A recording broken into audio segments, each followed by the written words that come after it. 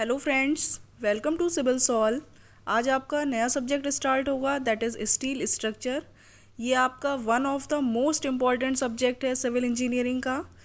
इसमें हम पहले लेक्चर में जस्ट इंट्रोडक्शन थोड़ा सा देखते हैं स्टील स्ट्रक्चर का। चलिए स्टार्ट करते हैं। तो नेक्स्ट टॉपिक है डिज़ाइन ऑफ स्टील स्ट्रक्चर, यानी कि अब आपको स्टील पढ़ना है तो उसके कुछ कंसेप्ट्स हैं वो पहले आप ध्यान में रखिएगा। जैसे कि जो स्टील होती है वो एलॉय होता है ऑफ आयरन एंड कार्बन, यानी इन दोनों का आयरन एंड कार्बन का मिक्सचर होता है, जिसमें जो कार्बन कंटेंट होता है वो अराउंड 0.23% होता है। ये सब पॉइंट्स आपके ऑब्जेक्टिव्स के लिए बहुत ज़्यादा इम्पॉर्टेंट हैं। As the carbon content increases, अगर आप कार्बन कंटेंट बढ़ाते चले जा रहे हैं, जितना ज़्यादा कार्बन कंटेंट बढ़ाएंगे तो उसमें क्या है, सपोज अगर आप माइल्ड स्टील का कर्व देखें तो कुछ इस टाइप का रहता है, ठीक है। तो उसमें स्ट्रेन जो है ये बहुत ज़्यादा रहती है और स्ट्रेस कंपैरेटिवली कम रहती है।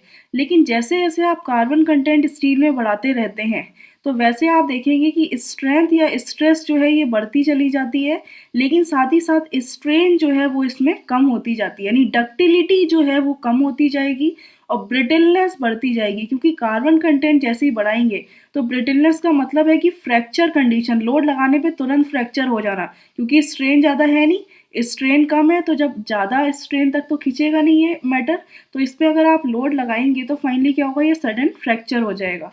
तो जैसे जैसे आप कार्बन कंटेंट बढ़ाते जाते हैं स्ट्रेंथ और हार्डनेस एंड ब्रिटलनेस जो है वो तो बढ़ेगी, लेकिन जो डक्टिलिटी मतलब जो स्ट्रेन है वो क्या होती जाएगी, डिक्रीज होती जाएगी, ठीक है। जो स्टेनलेस स्टील होती है वो एलॉय होता है आयरन एंड क्रोमियम का, बल्कि नॉर्मल स्टील क्या होती है, एलॉय होता है आयरन एंड कार्बन का, ये इन दोनों का मिक्सचर है। और जो स्टेनलेस स्टील होती है ये आयरन और क्रोमियम का मिक्सचर होता है। नॉर्मली आजकल के जो यूटेंसिल्स और बर्तन होते हैं वो किसके, स्टेनलेस स्टील के बने होते हैं, तो वो आयरन और क्रोमियम का एलॉय होता है। यंग मॉडुलस ऑफ इलास्टिसिटी, जिसको ई से रिप्रेजेंट करते हैं, ये रिप्रेजेंट करता है स्टिफनेस प्रॉपर्टी मटेरियल की, यानी कि आपको पता है ई मॉडुलस ऑफ इलास्टिसिटी होता क्या है, स्ट्रेस अपॉन स्ट्रेन, ठीक है। तो जितनी कम स्ट्रेन होगी उतनी ही ज़्यादा ई की वैल्यू होगी, यानी कि स्ट्रेन कम है तो मटेरियल उतना ही स्टिफ होगा, तभी स्ट्रेन कम मिल रही है। तो जितनी ज़्यादा ई की वैल्यू मिलती रहेगी आप कह देंगे स्टिफनेस प्रॉपर्टी को रिप्रेजेंट करता है, क्योंकि E is more than delta L will be less. Delta L मतलब क्या होता है, जो भी स्ट्रेन है वो आपकी कम है तभी आपकी ई की वैल्यू ज़्यादा होगी। इसका मतलब है कि ये एक स्टिफ मटेरियल है। अगर स्टिफनेस या ई की वैल्यू ज़्यादा है तो आप ये कह सकते हैं कि एक ये स्टिफ मटेरियल होगा। अब बात करते हैं नेक्स्ट पॉइंट की, कि अगर जो है स्ट्रेन मॉडुलस ऑफ इलास्टिसिटी की बात करें तो जो एल्यूमिनियम की मॉडुलस ऑफ इलास्टिसिटी होती है वो होती है 70 GPa, यानी गीगा पास्कल। और वही अगर आप modulus of elasticity of steel की बात करें तो इसकी होती है 200 GPa, यानी कि 200 गीगा पास्कल। 1 पास्कल जो होता है वो होता है 1 न्यूटन पर मीटर स्क्वायर, ये ध्यान रखिएगा। तो 1 गीगा पास्कल जो होता है वो होता है आपका 10⁹ पास्कल, ठीक है, यानी 10⁹ न्यूटन पर मीटर स्क्वायर। और अगर आप इसको mm² में कन्वर्ट करना चाहते हैं तो यहाँ पे मीटर को mm में कन्वर्ट करने के लिए 10⁻³ से मल्टीप्लाई करना पड़ेगा, लेकिन यहाँ पे स्क्वायर है तो 10⁻6 से आपको मल्टीप्लाई करना पड़ेगा, तो फाइनली क्या आ जाएगा ऊपर 10⁻³ न्यूटन पर mm², क्योंकि जब 10⁻6 नीचे और 10⁻9 ऊपर है तो फाइनली 10⁻³ न्यूटन पर mm²। तो आप देख रहे हैं कि मॉडुलस ऑफ इलास्टिसिटी जो है एल्यूमिनियम का बहुत कम है, यानी कि 3 टाइम्स जो है कम है approx modulus of elasticity of steel के। तो आप ये कह सकते हैं ई ऑफ एल्यूमिनियम जो है वो अप्रॉक्स ई ऑफ स्टील के बाई 3 टाइम्स होता है। क्लियर है। तो अगर आप ये देख रहे हैं कि इसका इलास्टिसिटी बहुत कम है, इसका मतलब है कि जो स्ट्रेन की वैल्यू होगी वो एल्यूमिनियम में कंपैरेटिवली ज़्यादा होगी, यानी जो डिफॉर्मेशन है वो एल्यूमिनियम में ज़्यादा होगा, बल्कि स्टील में जो है उतना डिफॉर्मेशन नहीं होगा। क्योंकि आप देख रहे हैं कि स्टील में मॉडुलस ऑफ इलास्टिसिटी की वैल्यू ज़्यादा है, यानी ये कंपैरेटिवली स्टिफ मटेरियल है एल्यूमिनियम से। तो सबसे बड़ा डिसएडवांटेज एल्यूमिनियम का ये होता है कि इसमें जो डिफॉर्मेशन है वो बहुत ज़्यादा हाई होता है किसी पर्टिकुलर लोड के लिए, और ये एल्यूमिनियम कॉस्टली भी पड़ता है। ठीक है, तो जनरली इसमें एल्यूमिनियम कितना होता है, अप्रॉक्स ES/3, यानी जो स्टील का है मॉडुलस ऑफ इलास्टिसिटी, उसका बाई थर्ड जो है वो आपका एल्यूमिनियम का मॉडुलस ऑफ इलास्टिसिटी होता है। वही अगर आप बात करें एडवांटेज की, तो ये जो है कम से कम मेंटेनेंस की रिक्वायरमेंट इसमें होती है, लेकिन अगर कहीं पर लार्ज डिफॉर्मेशन जो है वो एक्सेप्टेबल नहीं है, यानी कि कोई ऐसा स्ट्रक्चर बना रहे हैं जहाँ पर लार्ज डिफॉर्मेशन आपका एक्सेप्टेबल नहीं है, तो वहाँ पर आप एल्यूमिनियम को यूज़ नहीं कर सकते। क्लियर है? तो एल्यूमिनियम यूज़ नहीं होगा क्योंकि आपको पता है ये लार्ज डिफॉर्मेशन देता है, और इसीलिए आप वहाँ पर यूज़ नहीं करेंगे। स्टील है, स्टील में जो है एक कन्वेंशनल में एक क्वेश्चन आ ही जाता है, तो स्टील के जितने भी क्वेश्चंस हैं आप उनको ध्यान से कवर कर लीजिएगा, और साथ ही साथ जो ऑब्जेक्टिव के पॉइंट ऑफ व्यूज़ हैं, ये जो थ्योरी कवर हो रही है, इनकी थ्योरी की सारी जो है सारे पॉइंट्स आपको रिमेंबर होने चाहिए, याद होने चाहिए, क्योंकि ओवरऑल थ्योरी में कहीं ना कहीं से ये पॉइंट्स पूछ लिए जाते हैं। अब बात आती है स्टैंडर्ड स्ट्रक्चरल स्टील सेक्शंस। कौन कौन से स्टील सेक्शंस हैं? तो ये जो स्ट्रक्चरल स्टील होती है, ये स्ट्रक्चरल स्टील, इसका मतलब होता है कि ये माइल्ड स्टील की बनी होती है। क्लियर है? ये made up of mild steel, यानी Fe250 की जो है स्ट्रक्चरल स्टील आपकी बनी होती है। पहला आता है बीम सेक्शंस, तो पहला उसमें आ जाता है ISLB। मतलब क्या होता है? Indian standard. IS का मतलब है इंडियन स्टैंडर्ड, और LB मतलब लाइट बीम्स। ठीक है, तो ये लाइट बीम्स होती हैं, जैसे कि अगर सपोज आपका एग्जाम्पल है ISLB 300 at the rate 0.41 kilo Newton पर मीटर। तो इसका मतलब होता है कि ISLB तो समझ गया आप, इंडियन स्टैंडर्ड लाइट बीम है। 300 का मतलब है कि ये बीम की ओवरऑल डेप्थ है, और ये 0.41 किलो न्यूटन पर मीटर। इसका मतलब होता है कि ये जो ओवरऑल है वेट पर मीटर। ठीक है, तो पर मीटर जो है ओवरऑल 0.41 किलो न्यूटन वेट है इस बीम का। तो ISLB एक लाइट बीम है जिसमें वेट जो है लोड इस पर रिलेटिवली लेस होता है, इसीलिए आप इसको रूफ बीम पे के लिए यूज़ कर सकते हैं। एज अ रूफ बीम जो है आप ISLB को यूज़ करते हैं, ये ऑब्जेक्टिव में पूछ लेते हैं। अब नेक्स्ट आता है ISMB, तो इसका मतलब होता है इंडियन स्टैंडर्ड मीडियम बीम्स। तो ये जो बीम्स हैं इनको as a floor beams use करते हैं, जहाँ पर लोड्स जो है रिलेटिवली हाई होता है। ठीक है, तो इंडियन स्टैंडर्ड मीडियम बीम्स है। ISMB का मतलब है कुछ इस टाइप का, सपोज ये I सेक्शन है, हमेशा ये बीम्स जो होंगी वो I सेक्शन की होंगी, जैसे ये I सेक्शन है, ISLB सेक्शन है ये आपका। तो इंडियन स्टैंडर्ड लाइट बीम्स है, ये ओवरऑल डेप्थ है 300 mm। ठीक है, तो यहाँ पे सपोज ये जो मीडियम बीम्स है, इसमें क्या होता है कि जो एक्स एक्सिस है, जैसे ये एक्स एक्स है और ये वाई, तो एक्स एक्सिस के अबाउट जो है इसमें मोमेंट ऑफ इनर्शिया ज़्यादा होता है कंपैरेटिवली वाई एक्सिस के अबाउट। तो इसमें जब वाई एक्सिस में मोमेंट ऑफ इनर्शिया कम है, तो जो लेटरल बकलिंग स्ट्रेंथ होती है वो इसमें कम होती है, इसीलिए इसको एज अ कॉलम यूज़ नहीं करते, आप इसको as a floor beams use कर लेते हैं। अब नेक्स्ट आता है ISWB। ISWB का मतलब है Indian standard wide flanged beam. Wide flange, ये मीडियम फ्लेंज बीम थी, ये वाइड फ्लेंज बीम है। तो इसमें क्या होता है कि इसको आप एज अ कॉलम यूज़ कर सकते हैं, क्योंकि वाइड फ्लेंज, जो फ्लेंज होता है, ये जो पोर्शन होता है आई सेक्शन का, ये फ्लेंज कहलाता है, और ये जो सेक्शन होता है मिडिल का, ये आपका कहलाता है वेब। ठीक है, और ये आपका कहलाता है फ्लेंज। तो वाइड फ्लेंज का मतलब है कि ओवरऑल जो वाइड आई सेक्शन है उसमें फ्लेंज काफ़ी वाइड है कंपैरेटिवली अदर सेक्शंस के। ठीक है, तो आप यहाँ पे अब जैसे मोमेंट ऑफ इनर्शिया लेते हैं, तो ये सपोज एक्स एक्सिस हो गई और ये सेंटर के अबाउट वाई एक्सिस हो गई। तो इसमें क्या होता है कि वाई एक्सिस के अबाउट जो मोमेंट ऑफ इनर्शिया है वो ज़्यादा रहता है आई एक्सिस के अबाउट, एक्स एक्सिस के अबाउट। तो क्या होगा, इसमें जो बकलिंग स्ट्रेंथ होगी वो इसमें ज़्यादा होगी, यानी कि ये कॉलम ईजिली बकल नहीं करेगा, ये संभाल लेगा। इसीलिए जो है ISWB को एज अ कॉलम यूज़ किया जाता है। इसमें जो लेटरल बकलिंग स्ट्रेंथ है वो बहुत ज़्यादा हाई होती है, क्योंकि मोमेंट ऑफ इनर्शिया जो है वाई एक्सिस के अबाउट हाई होता है due to wide of flange, यानी जो विड्थ ऑफ फ्लेंज है वो बहुत ज़्यादा हाई है, उसी की वजह से moment of inertia Y axis के अबाउट बढ़ जाता है। अब नेक्स्ट सेक्शन आता है टी सेक्शन। तो टी सेक्शन में डिफरेंट टाइप्स के टी सेक्शंस होते हैं दो, जैसे कि ISST मतलब क्या होता है, Indian standard long legged T sections, ठीक है। ISST मतलब Indian standard wide flange T sections. ये आपको फुल फॉर्म जो है कभी कभी ऑब्जेक्टिव्स में पूछ लेते हैं, तो पता होनी चाहिए। नेक्स्ट आता है चैनल सेक्शन। तो जो चैनल सेक्शन है इसको as a portion or built up columns, यानी बिल्ट अप कॉलम्स के रूप में इसको यूज कर लेते हैं, या एज अ परलिन्स, यहाँ पे लिख लीजिए, यूज्ड एज अ परलिन्स और बिल्ट अप कॉलम्स, या तो परलिन्स की फॉर्म में यूज कर सकते हैं, as a built up column use कर सकते हैं। जैसे कि आपका एक है ISSC 300, ये क्या होता है, एक स्पेशल चैनल सेक्शन है, इंडियन स्टैंडर्ड चैनल सेक्शन, इसकी जो फुल फॉर्म है ये है आपकी इंडियन स्टैंडर्ड चैनल सेक्शन, ठीक है।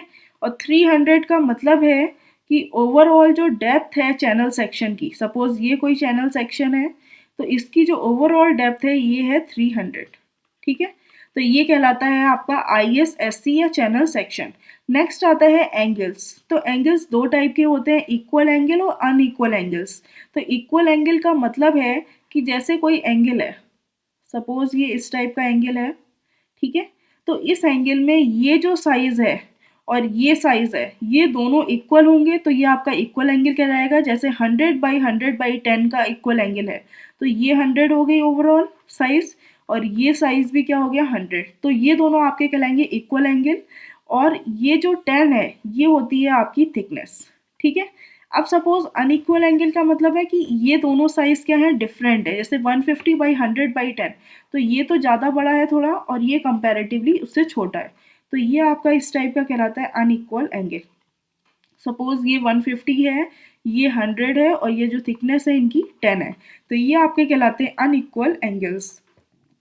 नेक्स्ट आता है ISBA, Indian standard bulb angle. तो बल्ब एंगल्स कुछ इस टाइप के होते हैं कंस्ट्रक्शन में, यहाँ पे एक बल्ब शेप ये प्रोवाइड कर देते हैं एंगल्स के साथ, ठीक है। तो ये आपका कहलाता है बल्ब एंगल्स। तो जो बल्ब होते हैं बल्ब एंगल्स में ये स्टिफनेस को इंक्रीज कर देते हैं, यानी एंगल की स्टिफनेस को बढ़ा देते हैं। इसको एज अ शिप बिल्डिंग में यूज किया जाता है, ठीक है। नेक्स्ट आते हैं फ्लैट्स। तो जैसे फ्लैट्स है आपका है 60 ISF8। तो ISF का मतलब होता है Indian standard flat, Indian standards flats, ठीक है। अब सपोज ये लिखा हुआ है 60 ISF8, तो इसका मतलब होता है कि ये जो 60 है ये ओवरऑल प्लेट की विड्थ को बता रहा है, और ये 8 जो है ये थिकनेस ऑफ फ्लैट, यानी जो फ्लैट की थिकनेस है उसको बता रहा है, ठीक है। और ये विड्थ को बता रहा है फ्लैट की, और ये थिकनेस को रिप्रेजेंट कर रहा है। तो इसको एज अ लेसिंग और बैटन मेंबर्स की रूप में यूज कर सकते हैं। नेक्स्ट आता है ISPL। तो इसकी फुल फॉर्म होती है इंडियन स्टैंडर्ड प्लेट्स। ISSH मतलब होता है इंडियन स्टैंडर्ड शीट्स, और ISRO मतलब इंडियन स्टैंडर्ड राउंड बार्स, ठीक है, इंडियन स्टैंडर्ड राउंड बार्स। और ये है आपका 10th ISSQ मतलब Indian standard square bars.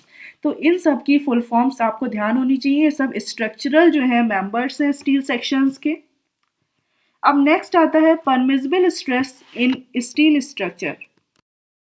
Permissible stresses हैं जो स्टील स्ट्रक्चर में आप कंसीडर करते हैं, जैसे कि maximum permissible axial compressive stress.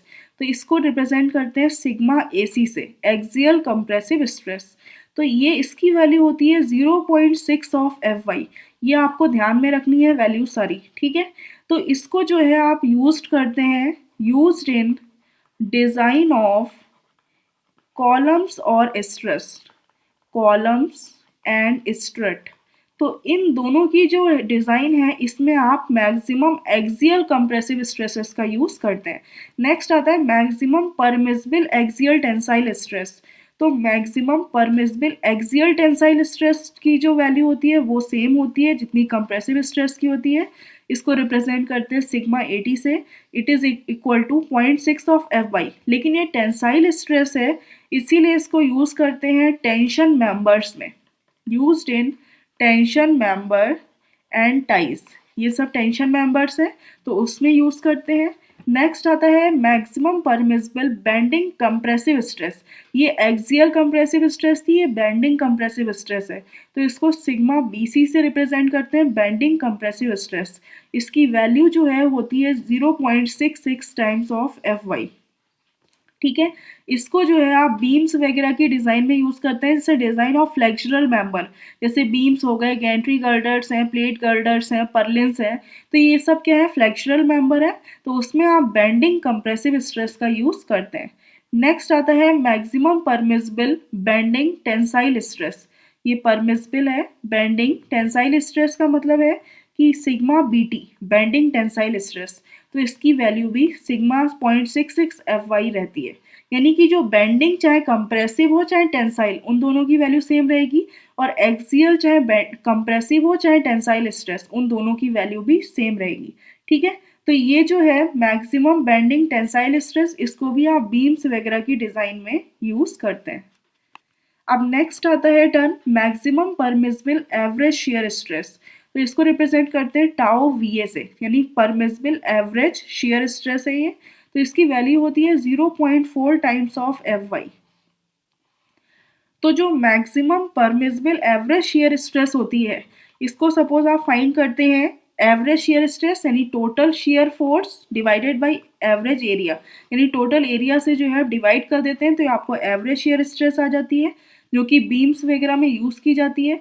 तो इसका जो डायग्राम होता है शेयर स्ट्रेस, जो एवरेज शेयर स्ट्रेस है वो कुछ इस टाइप की रहती है। ठीक है, तो ये होती है आपकी यूज्ड इन बीम्स, इसको आप बीम्स में यूज़ करते हैं।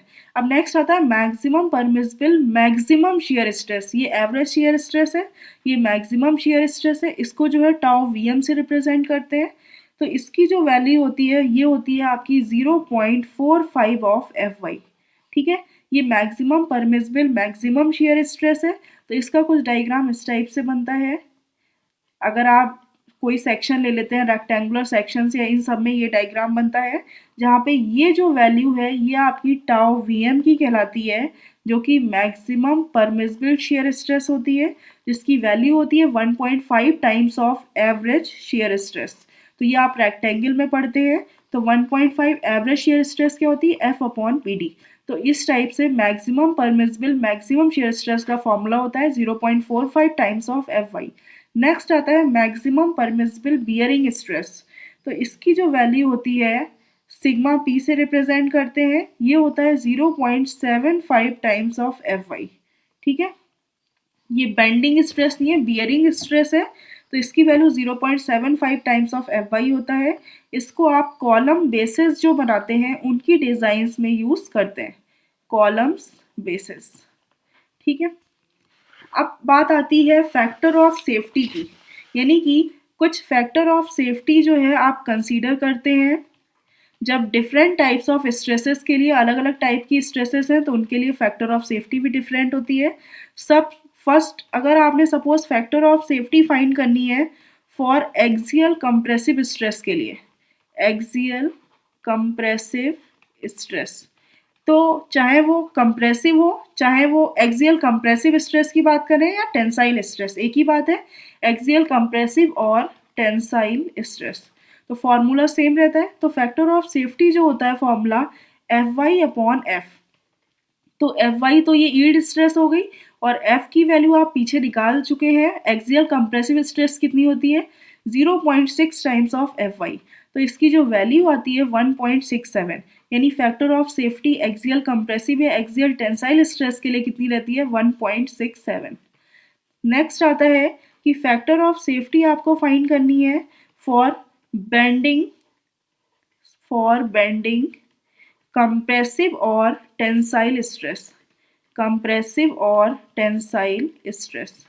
तो बेंडिंग कंप्रेसिव और टेंसाइल स्ट्रेस के लिए फैक्टर ऑफ सेफ्टी क्या हो जाएगी, FY/F तो F Y divided by F की वैल्यू कितनी होती है 0.66 ऑफ एफ वाई, तो इसकी वैल्यू आती है 1.5। ठीक है, तो इसके लिए फैक्टर ऑफ सेफ्टी की वैल्यू हो जाती है 1.5। लास्ट आता है आपका factor of safety for average shear stress for tau average, यानी एवरेज शियर स्ट्रेस के लिए कितनी हो जाएगी, तो आप निकाल लीजिए F Y divided by average shear stress कितनी होती है 0.4 टाइम्स ऑफ एफ वाई, तो इसकी वैल्यू आती है 2.5। यानी कि अगर आप शियर डिज़ाइन कर रहे हैं तो उसमें फैक्टर ऑफ सेफ्टी ज़्यादा कंसीडर करके चलेंगे। ठीक है, क्योंकि डक्टाइल मटेरियल, एक नोट देख लीजिए, डक्टाइल मटेरियल होता है जैसे कि माइल्ड स्टील हो गया, इसमें अगर आप डक्टिलिटी का मतलब है कि जब आप लोड लगाते हैं तो वो वायर में कन्वर्ट होता चला जाए, यानी इतना डिफॉर्मेशन हो जाए कि वो वायर की फॉर्म में कन्वर्ट होती चली जाए स्टील, वो प्रॉपर्टी कहलाती है डक्टिलिटी। और ब्रिटलनेस का मतलब है लोड अप्लाई होने पे सडन फ्रैक्चर हो जाए, तो वो आपकी प्रॉपर्टी ब्रिटलनेस कहलाती है। तो जो डक्टाइल मटेरियल है जैसे कि माइल्ड स्टील, आपको पता है इसमें स्ट्रेन या डिफॉर्मेशन ज़्यादा होते हैं, तो ये माइल्ड स्टील शियर में वीक होती है, इसीलिए जो परमिसिबल शियर स्ट्रेस है is very less for steel, तो परमिसिबल शियर स्ट्रेस की वैल्यू स्टील के लिए बहुत ज़्यादा कम होती है। अब बात करते हैं हूप स्ट्रेस की। तो हूप स्ट्रेस क्या होता है, हूप एक स्मॉल पिन होती है जो कि डिफरेंट जैसे वुडन प्लैंक्स को कनेक्ट करने के लिए यूज़ की जाती है। स्मॉल पिन्स के जैसे छोटे छोटे वुडन प्लैंक्स हैं, तो इनको आपस में आपने क्या किया, जोड़ कर एक सिलेंडर बना दिया। ठीक है, तो ये एक स्मॉल पिन है जिसको यूज़ किया जाता है वुडन प्लैंक्स को कनेक्ट करने के लिए टू फॉर्म सिलेंडर, जिससे सिलेंडर फॉर्म हो जाए।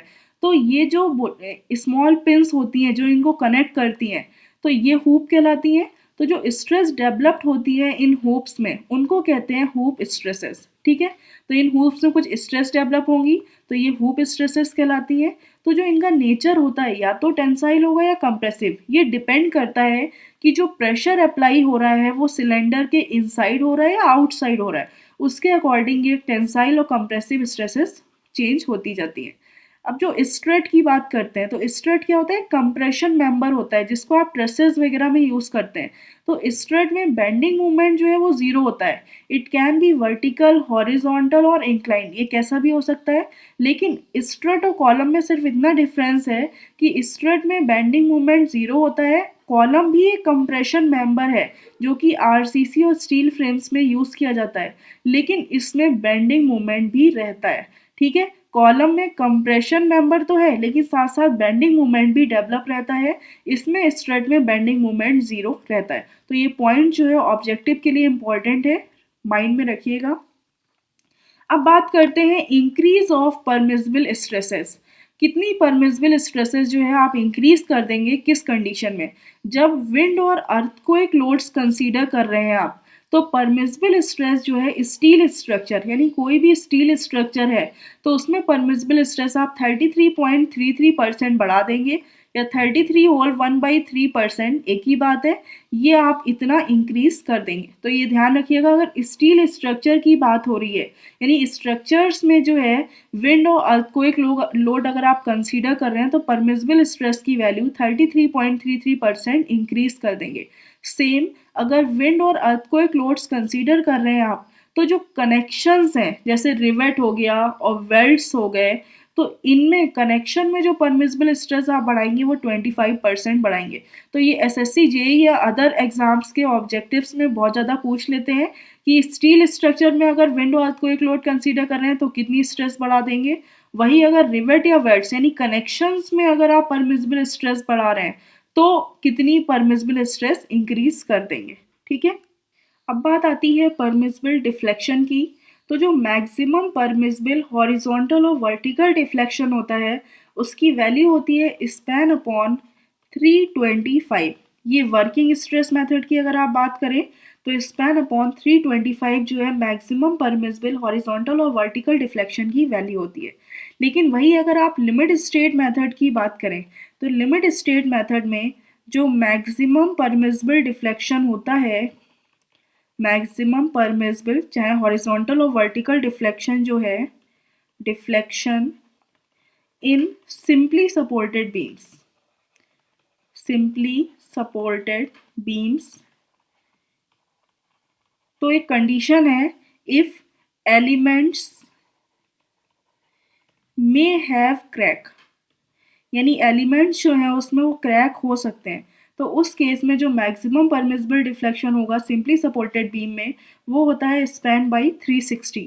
वही अगर एलिमेंट्स में नॉट हैव क्रैक, यानी उसमें क्रैक नहीं हो सकते, तो उस कंडीशन में जो मैक्सिमम परमिसिबल डिफ्लेक्शन होगा वो होगा स्पैन अपॉन 300।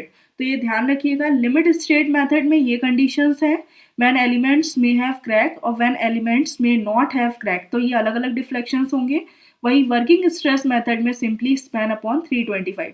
बहुत ज़्यादा ये क्वेश्चन ऑब्जेक्टिव में पूछा जाता है, तो ये वैल्यूज आपको ध्यान में रखनी है, कंफ्यूज नहीं होना है। वही अगर फॉर मैनुअली ऑपरेटेड क्रेन्स हैं, तो यानी जो मैनुअली ऑपरेट कर रहे हैं, तो उस केस में जो मैक्सिमम परमिसिबल डिफ्लेक्शन होता है गैंट्री गर्डर में, तो उसकी वैल्यू होती है स्पैन अपॉन 500। ठीक है, मैनुअली ऑपरेट किया जा रहा है, यानी खुद से जो मैन्स वगैरह हैं वो ऑपरेट कर रहे हैं, तो स्पैन अपॉन 500 होता है मैक्सिमम परमिसिबल डिफ्लेक्शन। वही अगर इलेक्ट्रिकली ऑपरेट कर रहे हैं क्रेन्स को, अगर उसकी अप टू 50 टन कैपेसिटी है, तो जो मैक्सिमम परमिसिबल डिफ्लेक्शन होगा गैंट्री गर्डर में वो होता है स्पैन अपॉन 750। ठीक है, वही अगर for more than 50 ton capacity अगर हो, तो जो मैक्सिमम डिफ्लेक्शन होगा गैंट्री गर्डर में उसकी वैल्यू होगी स्पैन अपॉन 1000। तो ये सिर्फ कुछ डिफ्लेक्शंस की वैल्यूज हैं जिनको आपको अच्छे से याद रखना है, ऑब्जेक्टिव्स में बहुत ज़्यादा पूछ लेते हैं। अब नेक्स्ट टॉपिक आता है पिच ऑफ रिवेट। ठीक है, तो बेसिकली होता क्या है कि सपोज कोई दो प्लेट्स हैं, उन प्लेट्स को आपस में आपको ज्वाइंट करना है, तो आपने क्या किया, कुछ डिस्टेंस पर ये दो प्लेट्स हैं आपस में इस टाइप से आपने लगा दी, और इसमें जो फोर्सेस हैं वो सपोज P लग रहा है। तो इन दो प्लेट्स को आपस में ज्वाइंट करने के लिए क्या करेंगे, रिवेट की हेल्प लेंगे, यानी बोल्ट से इसको कस देंगे आपस में। तो ये जो बोल्ट्स आप लगाते हैं इनको कहते हैं रिवेट्स। तो ये से ये रिवेट आपने लगा दिया, यहाँ पे रिवेट लगा दिया, और इस टाइप से आपने रिवेट से क्या किया, इन दो प्लेट्स को ज्वाइंट कर दिया। जब आप इसका टॉप व्यू देखेंगे तो आपको कुछ इस टाइप का दिखेगा कि सपोज ये प्लेट्स थी, ठीक है, यहाँ पे आपने ज्वाइन किया, तो ये लेवल है, ये लाइन आपको क्लियरली दिख रही होगी, और यहाँ पे ये जो बॉटम में ये लाइन है, यानी टॉप से ये नहीं दिख रही होगी, तो आप यहाँ से डॉटेड से शो कर सकते हैं। तो इस टाइप का कंस्ट्रक्शन दिख रहा होगा, ये जो आपने रिवेट्स लगाए हैं इनका कुछ टॉप से कंस्ट्रक्शन इस टाइप से दिख रहा होगा। ठीक है, तो ये और लोड जो ओवरऑल लग रहा है ये P लोड लग रहा है, ये सपोज टेंसाइल लोड है तो ये P लग रहा है। तो जो दो रिवेट्स हैं उनके आपस में, यानी फोर्स की डायरेक्शन क्या है, फोर्स की डायरेक्शन ये हॉरिजॉन्टल है, तो इसी डायरेक्शन में दो रिवेट्स के सेंटर की जो बीच की डिस्टेंस होती है ये आपकी कहलाती है पिच। इसको पिच यानी P से रिप्रेजेंट करते हैं।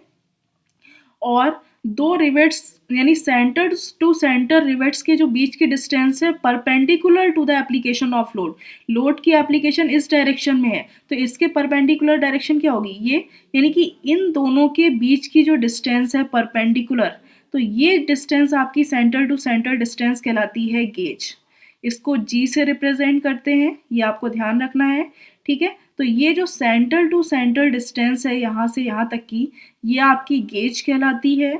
और उसके बाद आता है एंड डिस्टेंस। तो एंड डिस्टेंस क्या होता है कि सपोज कोई ये आउटर मोस्ट रिवेट है, ये रिवेट है या ये आउटर मोस्ट रिवेट है, यानी लास्ट में जो लगे हैं, और इनकी और प्लेट की, यानी ये जो प्लेट है आपकी एज है प्लेट की, इनके बीच की जो डिस्टेंस है, यानी कि एज आउटर मोस्ट रिवेट का सेंटर और प्लेट की एज के जो बीच की डिस्टेंस होती है ये आपकी कहलाती है एंड डिस्टेंस, एंड डिस्टेंस।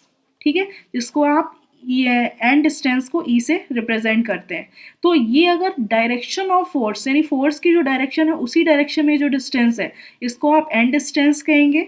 वही अगर एज डिस्टेंस क्या होती है, यानी perpendicular to the direction of force, force की डायरेक्शन ये है हॉरिजॉन्टल, तो इसके वर्टिकल क्या होगा, ये आउटर मोस्ट रिवेट ये हो गया, इसका सेंटर और ये प्लेट की एज, तो इनके जो बीच की डिस्टेंस होती है जब डायरेक्शन फोर्स की डायरेक्शन के परपेंडिकुलर डिस्टेंस है, तो ये आपकी क्या कहलाएगी, एज डिस्टेंस। ठीक है, देख लीजिए कि पिच ऑफ द रिवेट क्या होता है, ये वो डिस्टेंस है टू कॉन्जिक्यूटिव रिवेट्स, यानी जो पास में रिवेट्स हैं उनके बीच की जो डिस्टेंस है measured parallel to the direction of force. जो डायरेक्शन है फोर्स की उसी ही डायरेक्शन में अगर आप मेजर कर रहे हैं दो रिवेट्स के सेंटर टू सेंटर डिस्टेंस, तो वो आपकी क्या कहलाती है, पिच। वही गेज क्या होता है, दो कॉन्जिक्यूटिव रिवेट्स के बीच की जो डिस्टेंस है, लेकिन अगर आप परपेंडिकुलर मेजर कर रहे हैं फोर्स की डायरेक्शन के, तो ये आपका कहलाएगा गेज डिस्टेंस। और एंड डिस्टेंस क्या होता है, एंड डिस्टेंस वो होता है कि distance between centre of outer most rivet, यानी सबसे लास्ट में जो रिवेट्स हैं उनका उनका सेंटर और एज ऑफ प्लेट, प्लेट की एज जो है, प्लेट एलिमेंट का जो ये एज है, इनके बीच की जो डिस्टेंस है अगर आप फोर्स के डायरेक्शन के पैरेलल मेजर कर रहे हैं, तो ये आपकी क्या कहलाती है, एंड डिस्टेंस। वही एज डिस्टेंस क्या होता है, distance between centre of outer most rivet and edge of plate element measured perpendicular to the direction of force. इन दोनों की बीच की डिस्टेंस, लेकिन अब डायरेक्शन ऑफ फोर्स की डायरेक्शन के परपेंडिकुलर अगर आप मेजर कर रहे हैं, तो ये आपकी कहलाती है एज डिस्टेंस।